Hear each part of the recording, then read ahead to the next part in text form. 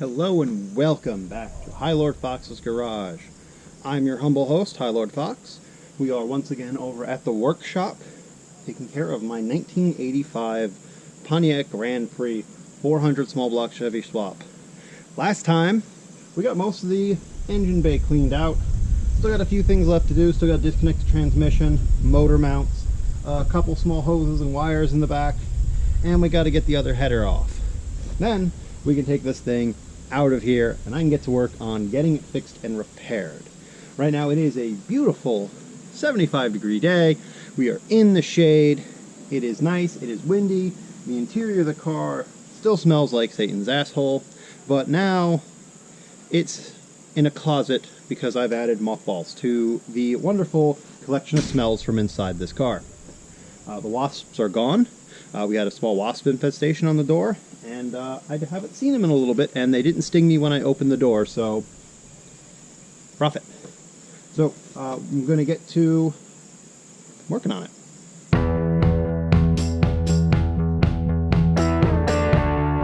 Alright, so we have top of the engine. What we've done today, well actually this was yesterday, took the carb off. That we have the distributor cap is off.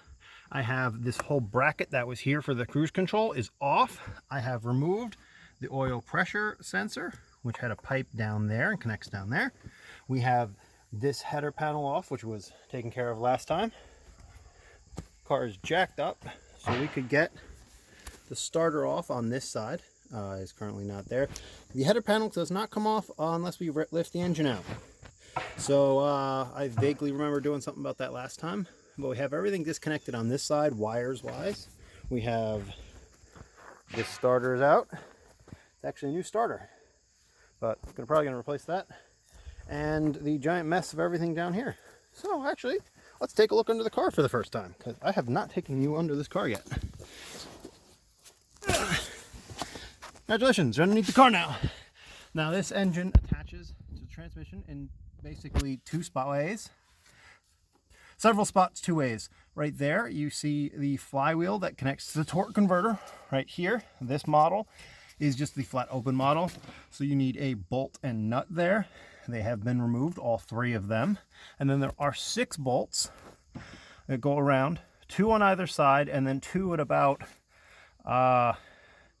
10 o'clock and 2 o'clock that go in. And that's, I've already removed the ones on this side.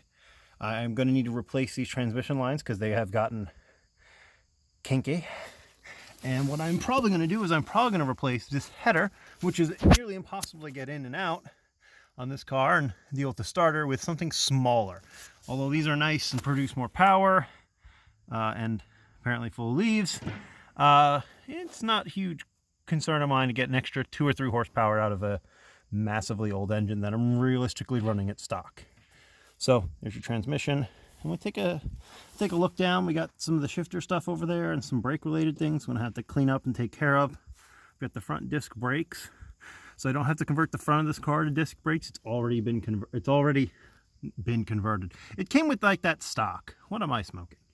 If you want to see why you shouldn't ride on dry rotted tires, that's what a dry rotted tire looks like on the tread level when you have air in it and pressure. Not exactly the safest of things. I'll be getting those replaced at some point, relatively soon. Take a swing back around, and we have our custom cross member that car guy Dave and I did 20-ish years ago to put in. We hammered all the way that down so we could fit a dual exhaust, because this car originally came with a Y pipe in this area and went to single exhaust, and we wanted it dual exhaust. Well, car guy Dave wanted dual exhaust. I was just along for the ride. So we have our custom cross member. And the first bit of bad news with this car, we got some floor panel rustage. Seems fairly sturdy. I might be able to clean it out and whatnot, but that's not the only spot. There's some spots over on the body down there. There's some spots up here. It's a bit rusted, and I can see on the other side already I got some rust over in there. So we're gonna have to handle that at some point. That's going to be probably when we get to the interior section of this. But yeah, so I have to get the other side of the car up so I can get the other 2 transmission bolts out from the other side. And once I have those out, I can then work on the ones on the top. And once that's done, the only thing holding this engine still to the car, which is not visible on this side because header panel's in the way, is going to be the engine mounts. I have new engine mounts for this car, high performance from Engine Works, I think. That's my little tour of the underside of the car. We have pretty much everything disconnected. I've got distributor cap off. I have the cruise control hull mount system off. We have all 6 bolts. I'm going to have a diagram somewhere over there of what it looks like. But all 6 bolts off the transmission. 3 bolts off the torque converter. I have the starter out. This header does not come off unless we lift the engine out. So probably going to get new headers to make it easier to deal with everything down the road. Car guy Dave is playing with his air compressor over there.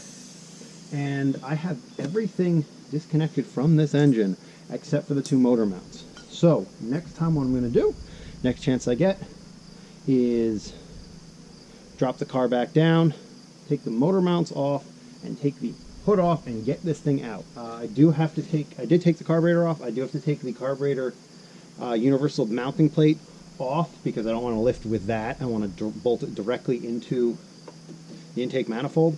So that's a task for next time. And a clever trick that I learned from a channel that will be in the description.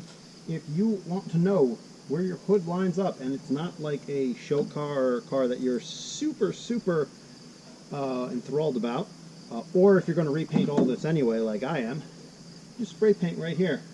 And then whatever's not covered in spray paint, when you go to mount this back on, you know where it mounts. Just line up the paint lines. So that's about it. I got to do a little bit of buttoning up because we're finishing. It's starting to get dark and I want to get this out in the morning. Thank you for watching. As always, I'm High Lord Fox. This is High Lord Fox's Garage. Thank you and have a nice day.